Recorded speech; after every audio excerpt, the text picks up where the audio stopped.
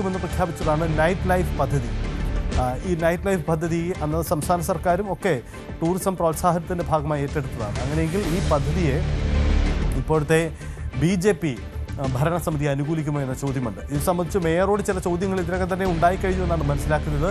അതിലൊരു നിലപാട് വ്യക്തമാനവും ഉണ്ടായിട്ടുമില്ല. കാരണം മറ്റ് സംസ്ഥാനങ്ങളിലൊക്കെ BJP ഈ നൈറ്റ് ലൈഫ് എന്ന് പറഞ്ഞൊരു കൺസെപ്റ്റിനെ പൊതുവിൽ എതിർത്തിട്ടുണ്ട്. പക്ഷേ തിരുവനന്തപുരത്തേക്ക് വരുമ്പോൾ ആ എതിർപ്പ് അവർ നിലനിർത്തുമോ, മറിച്ച് തിരുവനന്തപുരം രാത്രികളിലും സജീവമാകുന്ന ചില ഇടങ്ങൾ സൃഷ്ടിക്കുക എന്ന ആ ഒരു വലിയ ആശയത്തെ BJP എതിർക്കുമോ?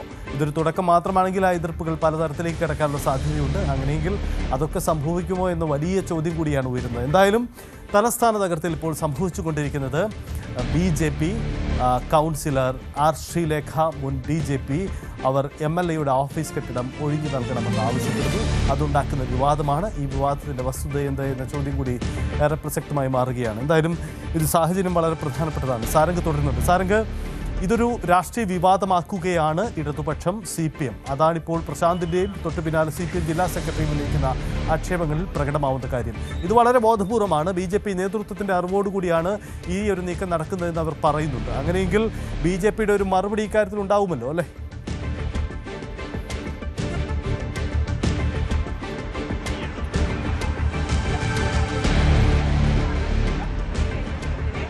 സജിത്ത്, ചോദ്യം വ്യക്തമല്ല, ഒന്ന് ആവർത്തിക്കാമോ? സാറുക, ഞാൻ ഉദ്ദേശിച്ചത് ഇത് ഇപ്പോൾ ശ്രീലേഖയുടെ നീക്കത്തിന് പിന്നിൽ വലിയൊരു രാഷ്ട്രീയമുണ്ട് എന്ന ആക്ഷേപമാണ് പൊതുവിൽ CPM ഉന്നയിക്കുന്നത്. കാരണം V. ജോയ് CPMൻ്റെ ജില്ലാ സെക്രട്ടറിയുടെ അടക്കമുള്ള വാക്കുകളിൽ അത് വളരെ പ്രകടമാണ്. അങ്ങനെയെങ്കിൽ ഇതിനൊരു BJPയുടെ മറുപടി കൂടി ഉണ്ടാവുള്ളൂ, ഒരു മറുവാദം ഉന്നയിക്കണല്ലോ. ശ്രീലേഖ പറയുന്നതിനപ്പുറം BJP ഇതിന് പിന്നിൽ രാഷ്ട്രീയമുണ്ടെന്ന ആക്ഷേപത്തെ BJP കൂടി ഏറ്റെടുക്കാനുള്ള സാഹചര്യമുണ്ടോ? അത്തരം മറുപടി ഉണ്ടാകുമോ BJPയുടെ ഭാഗത്ത്? സജിത്ത്, തീർച്ചയായും. കാരണം ഇതൊരു സൗഹൃദ സംഭാഷണം എന്ന രീതിയിൽ നിന്ന് മാറി ഒരു രാഷ്ട്രീയ പോരിലേക്ക് കടക്കാനുള്ള ഒരു സാധ്യതയുണ്ട്. കാരണം അത്തരത്തിലുള്ള പ്രതികരണങ്ങളാണ് നമ്മളിപ്പോൾ കേട്ടത്. ഇടതുപക്ഷത്തിന്റെ ഭാഗത്തുനിന്നടക്കം കൃത്യമായി ഇതൊരു രാഷ്ട്രീയമാണ്. ഒരു ഭരണത്തിലേറി ഒരു ദിവസം കഴിയുമ്പോൾ തന്നെ അത് ഇടത് MLAയുടെ ഓഫീസ് ഒഴിപ്പിക്കുക എന്ന് പറയുന്നത് കൃത്യമായ രാഷ്ട്രീയ നീക്കമാണ്. മാത്രമല്ല ഇതിൽ എഗ്രിമെന്റ് അടക്കം നിലനിൽക്കുന്ന ഒരു സാഹചര്യത്തിൽ ഇങ്ങനെ ഒരു ഒഴിപ്പിക്കൽ സാഹചര്യം എന്താണെന്നടക്കമുള്ള, അതായത് കൃത്യമായൊരു അതായത് മുതിർന്ന ഭാഗത്തുനിന്ന്, അതായത് ഉയർന്ന തലങ്ങളിൽ നിന്നുള്ള നിർദ്ദേശത്തിന്റെ ഭാഗമായിട്ടാണ് ഈ ഒരു മുറി ഒഴിയാനുള്ളൊരു സാഹചര്യം ഉണ്ടായിട്ടുള്ളത് എന്നാണ് പ്രതികരണങ്ങൾ വരുന്നത്. പക്ഷേ ഇതിൽ BJPയുടെ ഭാഗത്തു നിന്നും കൃത്യമായി ഔദ്യോഗികമായിട്ടുള്ള ഒരു പ്രതികരണം വന്നിട്ടില്ല. ഒരു ആർ ശ്രീലേഖയുമായി ബന്ധപ്പെട്ട പ്രതികരണം അല്ലാതെ കൂടുതൽ പ്രതികരണങ്ങളൊന്നും തന്നെ ഇതുവരെ വന്നിട്ടില്ല. പക്ഷേ അധികം വൈകാതെ തന്നെ ഇതിലൊരു രാഷ്ട്രീയമായിട്ടുള്ള ഒരു പ്രതികരണം ഉണ്ടാകാനുള്ള സാധ്യതയുണ്ട്. കാരണം ഭരണത്തിലേറി ഒരു ദിവസം കഴിയുമ്പോൾ തന്നെ അതൊരു വലിയ വിവാദം ഉണ്ടാക്കാൻ BJPയും ശ്രമിക്കില്ല എന്നൊരു പ്രതികരണം ഉണ്ടാകാൻ സാധ്യതയുണ്ട്. കാരണം വളരെ കാലത്തെ പരിശ്രമത്തിനൊടുവിലാണ് ഭരണത്തിലേറുന്നത്. തുടക്കം തൊട്ട് തന്നെ ഇത്തരത്തിലുള്ള അനാവശ്യ വിവാദങ്ങൾ ഒഴിവാക്കാനുള്ള ഒരു നീക്കം തുടക്കം തൊട്ട് തന്നെ BJPയുടെ ഭാഗത്തുണ്ടായിരുന്നു. മുന്നോട്ട് വെച്ച ആശയങ്ങളെല്ലാം നടപ്പിലാക്കാൻ കഴിഞ്ഞ ദിവസം ഉണ്ടായിരുന്ന VV രാജേഷിന്റെയും ആശാനാഥിന്റെയും അടക്കമുള്ള പത്രസമ്മേളനത്തിനടക്കം പറഞ്ഞിട്ടുള്ളത് 101 കൌൺസിലർമാരെയും ഒരുമിച്ച് ചേർത്തുകൊണ്ട് ആവശ്യമില്ലാത്ത രാഷ്ട്രീയ വിവാദങ്ങൾക്കൊന്നും തന്നെ വഴികൊടുക്കാതെ തന്നെ മുന്നോട്ട് പോകാനാണ് തീരുമാനം. അതൊരു ഇലക്ഷൻ കഴിഞ്ഞതോടുകൂടി ഇതൊരു വികസനത്തിന്റെ പാതയിലേക്ക് തുടരുന്നുവെന്നടക്കമായിരുന്നു പ്രതികരണം. പക്ഷേ അത് കഴിഞ്ഞ അടുത്ത ദിവസമാണ് ഈ ഒരു രാഷ്ട്രീയ വിവാദം പുകയുന്നത്. അതിൽ വ്യാപകമായി ഇടതിന്റെ ഭാഗത്തു നിന്നും കൃത്യമായ ആക്രമണം ഉണ്ടാകുന്നു. ഇത് മാത്രമല്ല ഒരു പ്രതികരണം, അതായത് ഈ ഒരു ശ്രീലേഖയുടെ ഭാഗത്തുനിന്ന് ഉണ്ടായിട്ടുള്ളത് ഒരു കൃത്യമായിട്ടുള്ള, അതായത് രാഷ്ട്രീയ പ്രേരിതമായിട്ടുള്ള ഒരു പ്രതികരണം എന്നാണ് ഇടതിന്റെ ഭാഗത്തുനിന്നുള്ള പ്രതികരണങ്ങൾ വരുന്നത്. പക്ഷേ അതിന് BJP നേതൃത്വം ഇതുവരെയായിട്ടും ഒരു മറുപടി അല്ലെങ്കിൽ ഇതിലൊരു വിശദീകരണം നൽകിയിട്ടില്ല. മേയർ അടക്കം ഇതിൽ നിലവിൽ പ്രതികരിച്ചിട്ടില്ല.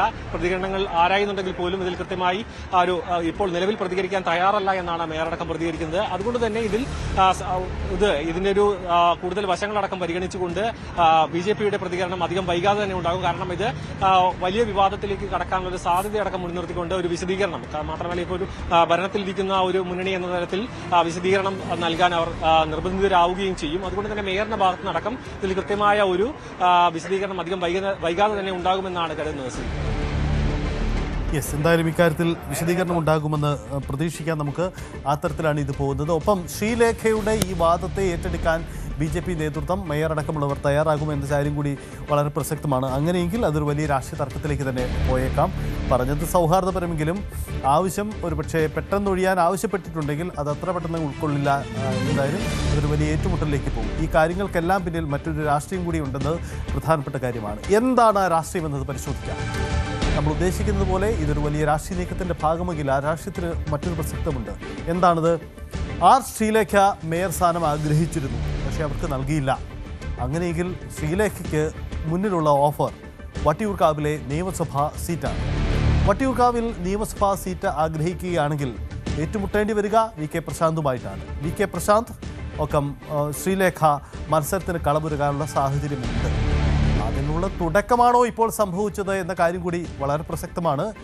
എം എൽ എ സ്ഥാനാർത്ഥിയാവാൻ സാധ്യതയുള്ളയാളും തമ്മിലുള്ള ഏറ്റുമുട്ടലായി കൂടി ഈ നീക്കം മാറുകയാണോ? അങ്ങനെയെങ്കിൽ വലിയ ദീർഘവീക്ഷണമുള്ള ഒരു രാഷ്ട്രീയ നീക്കം കൂടിയായി കാണുന്നുണ്ടോ? അത് മുന്നിൽ കണ്ടുകൂടിയാണോ ഇടതുപക്ഷം ഇപ്പോഴേ അതിന് മറ്റൊരു ബദലൊരുക്കുന്നത് എന്നതുകൂടി പ്രസക്തമായ കാര്യമാണ്. അങ്ങനെയെങ്കിൽ ആ നീക്കത്തിനും പ്രസക്തി ഏറെയാണ്. കാരണം പ്രശാന്ത് ഓഫീസിൽ നിന്ന് ഒഴിഞ്ഞു കൊടുത്താൽ ആ ഓഫീസിനെ വിപുലമായി ഒരു കൗൺസിൽ ഓഫീസായി പുതിയ തരത്തിലേക്ക് മാറ്റിയെടുക്കുക, ആ തരത്തിലൊരു തെരഞ്ഞെടുപ്പ് പ്രചരണത്തിൻ്റെ ഭാഗമായി കൂടിയാണോ എന്ന സാധ്യത കൂടി ഒരു പക്ഷേ ഇടതുപക്ഷം കാണുന്നുണ്ട്. അതുകൊണ്ട് വട്ടിയൂർക്കാവിലെ വരാനിരിക്കുന്ന നിയമസഭാ തെരഞ്ഞെടുപ്പുമായി ഈ വിവാദത്തിന് ബന്ധമുണ്ട് എന്നൊരു ചുരുക്കത്തിലേക്ക് കൂടി നമുക്ക് പോവേണ്ടി വരും. അത്തരം രാഷ്ട്രീയ സാഹചര്യമുണ്ടോ എന്ന പരിശോധന കൂടി നടത്താം. സാരംഗ് തുടരുന്നുണ്ട്. സാരംഗ്, ശ്രീലേഖയുടെ പ്രതികരണം അത് വരട്ടെ, നമുക്കെടുക്കാം. പക്ഷേ ഈ വട്ടിയൂർക്കാവിലെ വരാനിരിക്കുന്ന 2026 നിയമസഭാ തെരഞ്ഞെടുപ്പും ഈ വിവാദവുമായി ചില ബന്ധങ്ങളുണ്ട് എന്ന് സംശയിക്കപ്പെട്ടാൽ അത്ഭുതമില്ല. കാരണം ശ്രീലേഖ സ്ഥാനാർത്ഥിയാവാനുള്ള സാധ്യത തള്ളിക്കളഞ്ഞുകൂടാ. വി കെ പ്രശാന്ത് തന്നെയായിരിക്കും ഇടതുപക്ഷത്തിൻ്റെയും സ്ഥാനാർത്ഥി. അങ്ങനെയെങ്കിൽ ഇരുവരും നിയമസഭയിൽ ഏറ്റുമുട്ടേണ്ടവരാണ്. ആ ഏറ്റുമുട്ടലിൻ്റെ തുടക്കം മറ്റൊരു തരത്തിൽ ആരംഭിച്ചു എന്ന് നമുക്ക് കരുതേണ്ടി വരില്ലേ? അതല്ലേ എൻ്റെ വസ്തുത?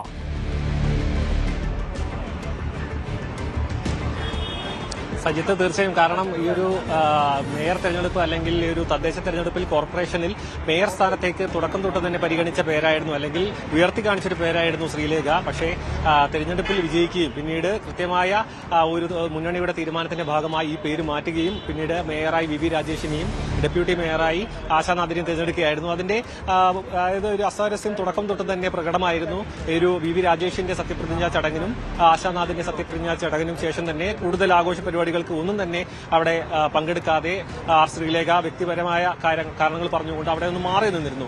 മാത്രമല്ല ഈ ഒരു വി രാജേഷ് അടക്കം സത്യപ്രതിജ്ഞാ ചടങ്ങുകൾ അവസാനിപ്പിച്ചതിന് ശേഷം, അതായത് അതിനുശേഷം നേരെ പോയത് ശ്രീലേഖയുടെ വീട്ടിലേക്കാണെന്നാണ് നമുക്ക് ലഭിക്കുന്ന വിവരം. കാരണം ഈ ഒരു അനുനയന ചർച്ചകൾ ഒരു വലിയൊരു രീതിയിൽ ഉയർത്തി കാണിക്കുന്നു. പക്ഷേ ഒരു സ്ഥാനം, അതായത് ഡെപ്യൂട്ടി മേയർ സ്ഥാനം പോലും നൽകാതെ മാറ്റി നിർത്തപ്പെടുന്നു, തഴയപ്പെടുന്നു എന്ന രീതിയിൽ നിലനിൽക്കുന്ന ഒരു സാഹചര്യമുണ്ട്. അത് രാഷ്ട്രീയ കേരളം ഏറെ ചർച്ച ചെയ്യുന്ന ഒരു സമയവുമാണ്. അതുകൊണ്ട് തന്നെ ഇതിൽ നമുക്ക് മനസ്സിലാക്കാൻ കഴിയുന്നത് വെറും വളരെ ചുരുങ്ങിയ മാസങ്ങൾ മാത്രമേ ഉള്ളൂ ഒരു നിയമസഭാ ഇലക്ഷനിലേക്ക്. ഇപ്പോൾ തന്നെ ഇടതുപക്ഷമായിക്കോട്ടെ UDF ആയിക്കോട്ടെ കൃത്യമായ പ്രകടനം, അതായത് ഇതിന്റെ കൃത്യമായ പ്ലാനിംഗ് അടക്കം നടത്തിക്കൊണ്ടിരിക്കുന്നു. അതിനുവേണ്ടിയുള്ള പദ്ധതികൾ രൂപീകരിച്ചുകൊണ്ടിരിക്കുന്നു. അതിൽ BJP മാത്രമാണ് ഇപ്പോൾ അതിലേക്ക് അതായത് പരസ്യമായി കടക്കാത്ത ഒരു പാർട്ടി എന്ന് വേണമെങ്കിൽ പറയാം. കാരണം LDF അടക്കം ഇതിന്റെ വേണ്ട, അതായത് തദ്ദേശ തെരഞ്ഞെടുപ്പിലേറ്റ ഒരു തിരിച്ചടി വിലയിരുത്തിക്കൊണ്ട് മുന്നോട്ട് നിയമസഭാ ഇലക്ഷനിൽ തിരിച്ചടി തുടരാതിരിക്കാനുള്ള ഭരണ തുടർച്ച ഉണ്ടാകാനുള്ള ഒരു നീക്കം ഇപ്പോൾ തന്നെ ആരംഭിച്ചു. UDF ആണെങ്കിൽ ഒരു ഭരണ അട്ടിമറി ഉണ്ടാക്കിക്കൊണ്ട് ഭരണത്തിൽ തിരിച്ചെത്തുക എന്ന രീതിയിൽ അവരും ഈ ഒരു നിയമസഭാ ഇലക്ഷനുമായി ബന്ധപ്പെട്ടുള്ള കൂടുതൽ പ്രവർത്തനങ്ങളിലേക്ക് കടന്നിരിക്കുന്നു. ആ സമയത്താണ് ഈ ഒരു തിരുവനന്തപുരവുമായി ബന്ധപ്പെട്ട ഈ ഒരു മേയർ സ്ഥാനത്തേക്ക് പരിഗണിക്കപ്പെട്ട ഒരു അതായത് സെലിബ്രിറ്റി എന്നതാണെങ്കിൽ വേണമെങ്കിൽ പറയാം, അത്തരത്തിൽ ഉയർത്തിക്കാട്ടിയ ഒരു ശ്രീലേഖയെ പിന്നീട് അവിടെ നിന്ന് തഴയപ്പെടുന്നു. ആ അനുനയനത്തിന്റെ ഭാഗമായി ഇനി വരാൻ പോകുന്ന നിയമസഭാ ഇലക്ഷനിൽ ഒരു പേര്, അതായത് വട്ടിയൂർക്കാവിൽ നിന്നും സജിത്ത് സൂചിപ്പിച്ചതുപോലെ തന്നെ ശ്രീലേഖയുടെ പേര് ഉയർത്തി കാണിക്കുന്നു. ഒരു അനുനയനത്തിന്റെ ഭാഗമായി ഇവിടെ മത്സരിപ്പിക്കാമെന്ന രീതിയിലുള്ള ചർച്ചകൾ അതായത് പിന്നാമ്പുറത്ത് നടക്കുന്നു എന്നടക്കമുള്ള വിവരങ്ങൾ പുറത്തു വരുന്നു. അപ്പോൾ ഒരു സമയമടക്കം വളരെ പ്രധാനമാണ്. കാരണം സത്യപ്രതിജ്ഞാ ചടങ്ങ് അവസാനിച്ച് ഭരണത്തിലേറി ഒരു ദിവസം പൂർത്തിയാകുമ്പോഴേക്കാണ്, ഒരു ദിവസം കഴിയുമ്പോഴാണ് ഇങ്ങനെയൊരു വിവാദം പൊട്ടിപ്പുറപ്പെടുന്നത്. അത് നേരിട്ടുള്ളൊരു തുറന്ന പോരാട്ടത്തിലേക്ക് സജിത്ത് സൂചിപ്പിച്ചതുപോലെ തന്നെ നേരിട്ടുള്ളൊരു തുറന്ന അതായത് പ്രത്യാരോപണങ്ങളിലടക്കം കടക്കാനുള്ളൊരു സാധ്യതയുണ്ട്. പക്ഷേ ഇതിൽ നമ്മൾ മനസ്സിലാക്കേണ്ടത് ഈ ഒരു വിവാദം ഉടലെടുത്തെങ്കിലും നേരത്തെ നമ്മൾ ചർച്ച ചെയ്ത പോലെ തന്നെ BJPയുടെ ഭാഗത്തു നിന്നും ഒരു പ്രതികരണം ഉണ്ടായിട്ടില്ല. മാത്രമല്ല ഒരു വിശദീകരണം അടക്കം ഉണ്ടായിട്ടില്ല എന്നത് വളരെ പ്രസക്തമാണ്. അങ്ങനെയെങ്കിൽ അതായത് ഒരു കൃത്യമായ ഒരു മുൻകൂർ പദ്ധതിയോട് കൂടിയുള്ള ഒരു നേരിട്ടുള്ള ഏറ്റുമുട്ടലാണെങ്കിൽ BJPയുടെ ഭാഗത്തു നിന്നും കൃത്യമായ പിന്തുണ ലഭിച്ചേനെ. മാത്രമല്ല മേയർ അടക്കം ഇത്തരം വിഷയങ്ങളിൽ വളരെ പെട്ടെന്ന് തന്നെ പ്രതികരണം ഉണ്ടാകാറുണ്ട്. വി രാജേഷ് ആണെങ്കിൽ തന്നെ മേയർ സ്ഥാനത്ത് എത്തുന്നതിന് മുൻപ് തന്നെ വളരെ അതായത് കോർപ്പറേഷനുമായി ബന്ധപ്പെട്ട എല്ലാ വിഷയങ്ങളിലും പ്രതികരിക്കുന്ന ഒരു വ്യക്തിയുമാണ്. പക്ഷേ അദ്ദേഹത്തിനടക്കം ബന്ധപ്പെട്ട സമയത്ത് നിലവിൽ പ്രതികരിക്കുന്നില്ല എന്നാണ് എന്നാണ് മനസ്സിലാക്കാൻ കഴിയുന്നത്. പക്ഷേ ഇത് ഒരു തുറന്ന പോരാട്ടം, അതായത് വളരെ കുറച്ച് സമയത്തേക്കുള്ള വളരെ ചുരുങ്ങിയ സമയം കൊണ്ടുണ്ടാകാൻ പോകുന്ന നിയമസഭാ തെരഞ്ഞെടുപ്പ് മുൻകൂട്ടി കണ്ടുകൊണ്ടുള്ള ഒരു നീക്കമെന്ന് കൃത്യമായി നമുക്കത് അങ്ങനെയല്ല എന്ന് പറയാൻ കഴിയില്ല. കാരണം ഈ ഒരു വരാൻ പോകുന്ന സുപ്രധാനപ്പെട്ട ഒരു ഇലക്ഷനിൽ പ്രധാനപ്പെട്ട തിരുവനന്തപുരത്ത് തന്നെ വളരെ സുപ്രധാനപ്പെട്ട രണ്ട് മുന്നണികളിലെ രണ്ട് പേരുകളാണ് ഇപ്പോൾ ഒരേ കെട്ടിടത്തിലുള്ളത്. അപ്പോൾ ആ കെട്ടിടത്തിൽ നിന്ന് തന്നെ തുടങ്ങുന്നു അവർ തമ്മിലുള്ള തുടക്കത്തിലുള്ള മത്സരം എന്ന് തന്നെ വേണമെങ്കിൽ മനസ്സിലാക്കാം. ഇവിടെ നിന്നും ആ ഓഫീസ് മുറി മാറ്റി മറ്റൊരു ഭാഗത്തേക്ക് മാറ്റുകയാണെന്നുണ്ടെങ്കിൽ അത് രാഷ്ട്രീയമായുള്ള ഒരു നേട്ടമായിട്ട് അടക്കം കണക്കാക്കപ്പെടും. മാത്രമല്ല ഈ ഒരു ഓഫീസിന്റെ, അതായത് നഗരസഭയുടെ കീഴിലുള്ള ഒരു ഓഫീസ് ആയതുകൊണ്ട് തന്നെ ഇവിടെ നിന്നും മുറി ഒഴിപ്പിച്ചതിന് ശേഷം ഇവിടെ കൂടുതൽ നവീകരിച്ച്, സജിത്ത് സൂചിപ്പിച്ചവരെ തന്നെ കൂടുതൽ നവീകരിച്ച് ജനകീയമായ രീതിയിൽ ഓഫീസ് മുറി മാറ്റി പ്രവർത്തനങ്ങൾ മെച്ചപ്പെടുത്തുകയാണെന്നുണ്ടെങ്കിൽ അത് നിയമസഭാ ഇലക്ഷനിലുള്ള ശ്രീലേഖയുടെ ഈ ഒരു സ്ഥാനാർത്ഥിത്വത്തിനടക്കം കൂടുതൽ മികവുറ്റ രീതിയിലേക്ക് ആക്കാനുള്ള, കൂടുതൽ ജനസൗഹൃദപരമായ രീതിയിലേക്ക് മാറ്റാനുള്ള ഒരു നീക്കമായിട്ടടക്കം കണക്കാക്കാം. പക്ഷേ ഇത് ഇടതുമുന്നണി തുടക്കം തൊട്ട് തന്നെ ഇത് ഏറ്റെടുപ്പിടിക്കുന്നു. അതായത് കൃത്യമായി വി കെ പ്രശാന്തിനടക്കം കൃത്യമായി പിന്തുണ നൽകുന്നു.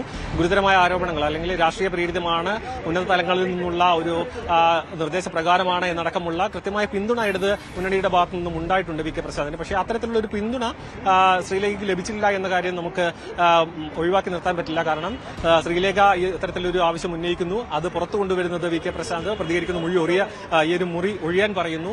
പ്രതികരണം 10:30 പറഞ്ഞിരുന്നെങ്കിലും ഇതുവരെയും അവർ എത്തിയിട്ടില്ല. അതുകൊണ്ട് തന്നെ ഒരു മുന്നണി തമ്മിലുള്ള ഒരു നേരിട്ടുള്ള ഏറ്റുമുട്ടൽ എന്നതിലുപരി തന്റെ ഒരു സ്ഥാനം ഇവിടെ ഉറപ്പിക്കുക, അല്ലെങ്കിൽ ജനങ്ങളിലേക്ക് കൂടുതൽ ശക്തമായി ഇറങ്ങി ചെല്ലുക എന്നൊരു നീക്കത്തിന്റെ തുടക്കമായിട്ട് വേണമെങ്കിൽ ഇത് കണക്കാക്കാൻ പറ്റും. അതാണ്